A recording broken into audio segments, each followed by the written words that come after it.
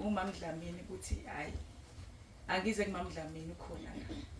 Ngiyake ngimtshele uMamDlamini ngingane yakho. Ngaphiwa wena baMtsibande angeke ngiye ndawo. Ngiyambonga kakhulu uNkulunkulu ke. Yangize ngakho kakhulu la. Ngizobonga uNkulunkulu ukuthi ngithe mangingena ekhaya lezi ngangena ngafunda ukuthi kuyavunywa izono, ngayivuma izono zami. Ngiyabhala namanje ngisabhala futhi ngiyajabula ukuthi ne date yami iyasondela. Bazalwane mawuzwe ngathi date yakhe ikude uqinisele iyasondela date. Eyami siseduze kakhulu ngiyajabula kakhulu ngalokho. Ngiphambisa udumo uNkulunkulu. Ngithe mangena ayi umndeni wami wangakuzwa kahle. Kwaba khona umama oyedwa bazalwane namanje ngiyakithi mangisho ngithi nje hey uNkulunkulu mkhulu. Ngekhalezwi nangento abendlu kaJehova kuyabonelwa ngoba ngingabazi ukuthi namhlanje sezulwini ngendlela ubaba ayesitshele ngayo.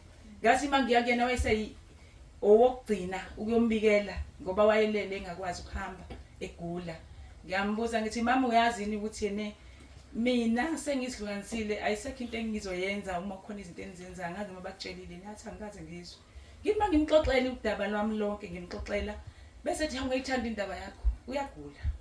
Angiyithanda indaba yakho awungixoxele ngiqale phansi ngixoxe bese xa ukuthi kodwa kuyabhalwa manje. Athi angiboni nasemehlweni ngizobhala kanjani. Ethi futhi ngendlela engigula ngayo angazi ngizokwenza njani. Ngiyaxolisa ukuthi angizomusha umfundisi. Engaxhumana naye ngiyaxolisa kakhulu lapho. Ngase ngafuna information kambe ngizokwenza njani ukuze ngimsize umama wasemndenini bazalwane. Ngathola umzalwane owangisiza wangiyalela umfundisi ongangisiza ukuxhumana nomama ngoba ngangazi ukuthi baMtsibande ubhizi futhi ngempela akeqisane bazalwane kumuntu ovuma izono akeqisane huge. Ngacela ke lo mfundisi loyo wangisiza kakhulu futhi ngimbuke ngisho ngithi noma ngihlangana naye ngimbuke ngithi awazi ukuthi mina engangikhuluma nawe. Angitsheleke lo ubaba umfundisi ukuthi hayi ngicela ukuthi ngixhumanise naye. Akanawo nefone. Ngizame ngithenga ama-minutes ngimnika ifoni yami ngifike mangiya kwakhe ngihlale nosizayo ekitchen ngimtshela ngithi umemeza amasuqedile. Wazivuma abazalwane izono zakhe wazivuma uJesu Kristu inkosi wayesemusho noma engamboni. Esesibhedlela ethi ngicela ungibhalele ngamagama amakhulu ongcono ukuze mawungekho ngizame mina ukuthi ngimusho. Wabase Roma 10:9.